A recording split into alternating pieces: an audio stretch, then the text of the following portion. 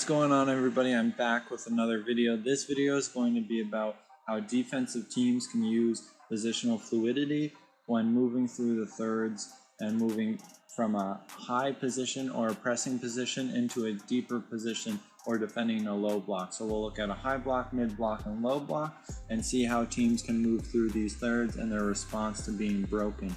So now, before we start, please check out my book. The book is out online and there's a link in the description below. Be sure to check out my blog on Medium. There's also a link to that in the description below. And let's get right into the video. So from the start, we have a 4-3-3 with two holding midfielders in the defensive phase, and we're playing against a team that is using their goalkeeper to split their two central defenders to create a back three in their initial phase.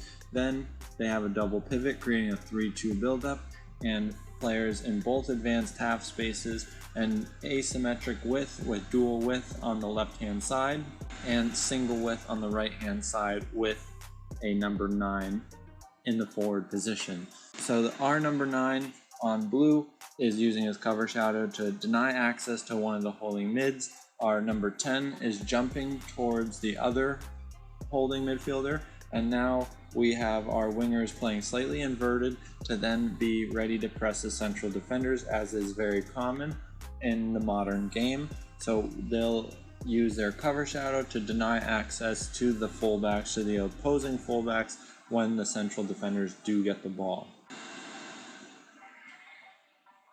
So now when the central defender gets the ball, the winger goes to press, and now he's jumping, so now he's the highest player forward and the number 9 drops deeper. So when this happens, the number 9, it's important for him to drop deeper, cover the holding midfielder so they don't get broken through the center and deny the third man movement.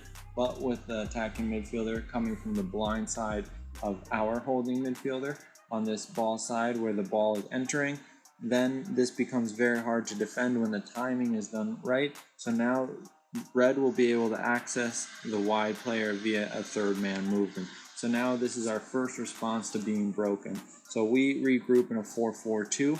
So this shows a little positional fluidity now. Our number 6, who was just a holding midfielder, jumps out into a wider area, becoming the left-sided midfielder. Our number 10 and 8 become our two holding midfielders, and our number 11 our right midfielder. And then in the forward position, we have our 7 and 9, creating our 4-4-2. And now we can look at our staircase midfield with players playing on different lines and our back four. So it's really important now, the staggering of these players and how they control the space, especially in central areas. The team gets broken again through another third man movement, with the 9 fading out into a wider position, and then an advanced midfielder from the red team, number 7, making an advanced run between the lines, and the blue team, using spatial orientation, doesn't track the runner, and they get broken for a second time in the midfield third. So now they regroup. At first they get hyper compact to then step out, and now this is where we see the stagger in central areas between our 4 midfielders and our 2 forwards. And so it's really important, these minor details of staggering, because it offers a higher level of spatial control. So even on horizontal lines, our midfielders are on different horizontal lines, giving them access to different heights of the opposing team's attacking players. So what this means is that now our 8 and 10 are 2 holding midfielders. By being on different lines horizontally, they control the space between the lines much better. So they can still use cover shadow, but now when they get broken, there'll be players there to cover. And now our number 6, who is our makeshift wide midfielder, jumps to pressure the ball. And our 7 and 9 stay compact towards the holding midfielder, almost creating a central pressing trap because no one's marking the red 6 holding midfielder, but the pressing trap occurs because there's multiple players who have access to the red number 6. So now when a team's structured in this instance, they're ready to start thinking about how to win the ball back because they've gained security. So now they can think about a more progressive defensive option. If the ball goes wide, we see a positional interchange from the red team in the wide area, and now we switch to a 4-5-1. So our number 7, who is just partnered with our number 9 as the 2 central forwards, he becomes now a left midfielder and more natural position for number 7, and our 3 midfielders, our 6, 10, and 8, become more natural central midfielders in the defensive phase.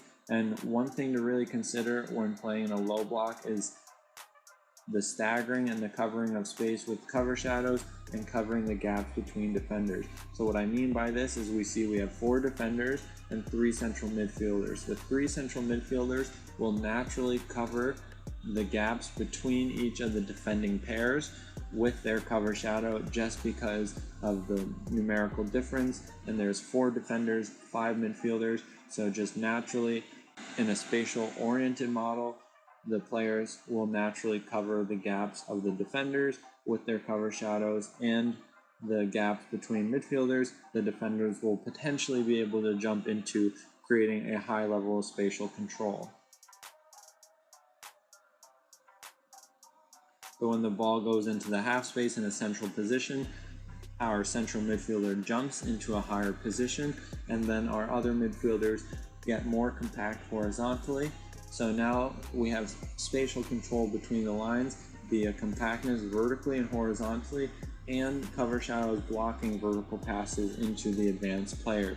And what we have just seen is a formation shift or structural change to 3 central defenders to create numerical superiority in our last line of defense. So we have 3 central defenders versus 2 forwards on the red team, and so when the ball shifts across, we'll still maintain this numerical superiority and the man orientation of our narrow fullback playing as a more central defender, and now a wingback number 11 on blue is now marking his opposite number 11 in red, creating the numerical advantage in the last line. So when the ball comes to the strong side half space, we can then shift over and maintain our numerical superiority. So with the 8 stepping to the ball, we have cover from our 10 and 7 and more positional fluidity now.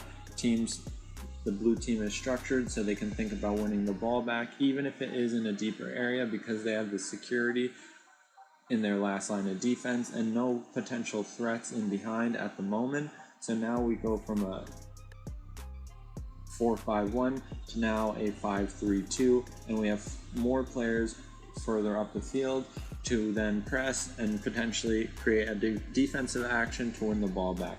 So that's the video. Let me know what you think of efficiency match. I just started using this and I'm really loving it. It makes it so much easier to make videos and I make them so much quicker. So let me know what you think of it, and I'll see you in the next video.